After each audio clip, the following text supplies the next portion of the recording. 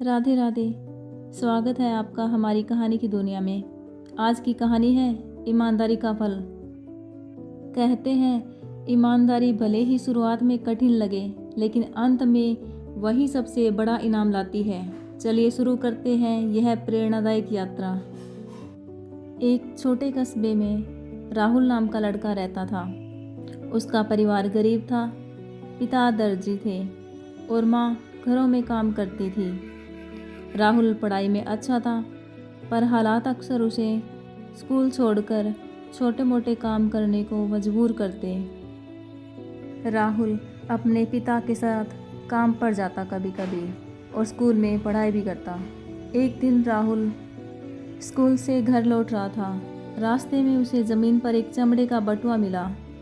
उसने उठाकर देखा, बटुए में हज़ारों रुपए हैं और कुछ महत्वपूर्ण कागज़ भी थे उसमें। राहुल के मन में ख्याल आया, अगर ये पैसे मेरे हो जाते तो मैं माँ पापा की मदद कर सकता, नई किताबें खरीद सकता।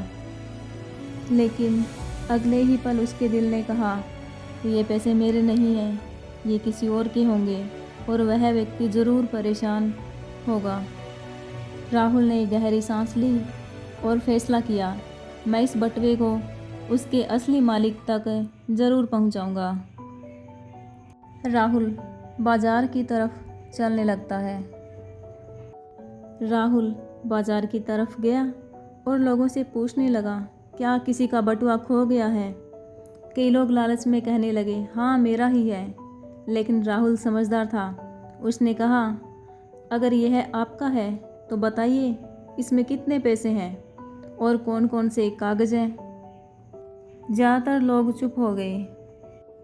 आखिरकार एक बुजुर्ग सज्जन घबराए हुए आए और बोले, बेटा शायद वह मेरा बटुआ है।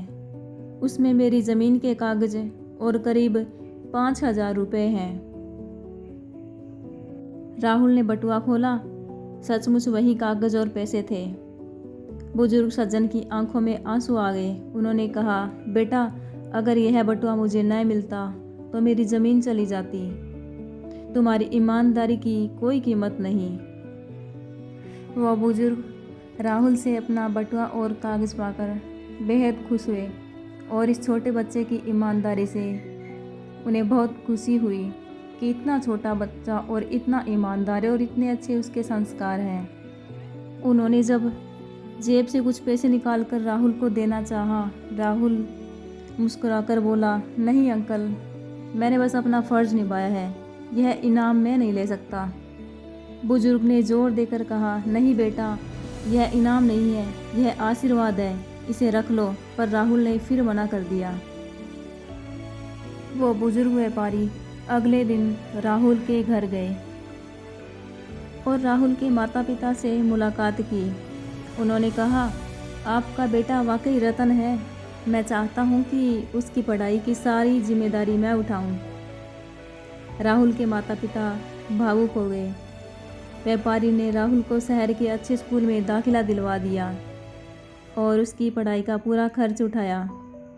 वर्षों बाद राहुल ने पढ़ाई पूरी कर एक ईमानदार अफसर बनकर समाज की सेवा की। उसकी ईमानदारी की चर्चा पूरे ज़िले में होने लगी।